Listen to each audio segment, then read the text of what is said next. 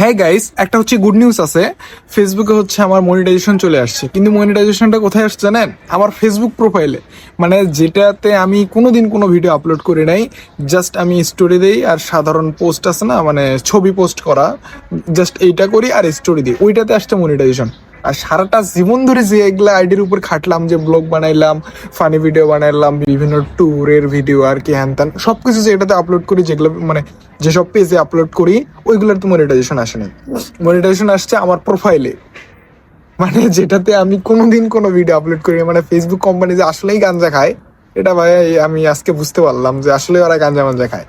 নাহলে এই কাম তো করার কথা না। এই এই যে আইডিতে মনিটাইজেশন আসছে, এটা জাস্ট আমি শুধুমাত্র আমার স্টোরিগুলো আছে না, সাধারণ যে স্টোরি, সে সাধারণ স্টোরিগুলো দেই আর হচ্ছে আর কি, আর জাস্ট কয়েকটা ছবি জাস্ট পোস্ট করি। এখন কথা হচ্ছে, সারাটা জীবন যে পেজগুলোর উপর খাটলাম, ওগুলোর মনিটাইজেশন আসলো না। আর আসলো এমন একটা জায়গায় যেখানে কোনো ফলোয়ার নাই, না আছে ভিউ, না আছে ফলোয়ার। এখানে জাস্ট আমার রিলেটিভরা আছে, মানে বিভিন্ন রিলেটিভ আর চেনা জানা ফ্রেন্ড সার্কেল, এরা জাস্ট আছে ফেসবুকে, মানে আমার পার্সোনাল ফেসবুক অ্যাকাউন্টে ভাই। ওটাতে দিচ্ছে মনিটাইজেশন।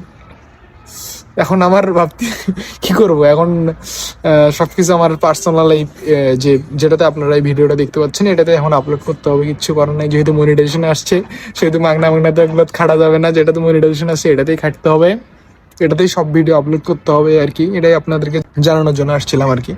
সবাই ভালো দেখেন, আল্লাহ হাফেজ।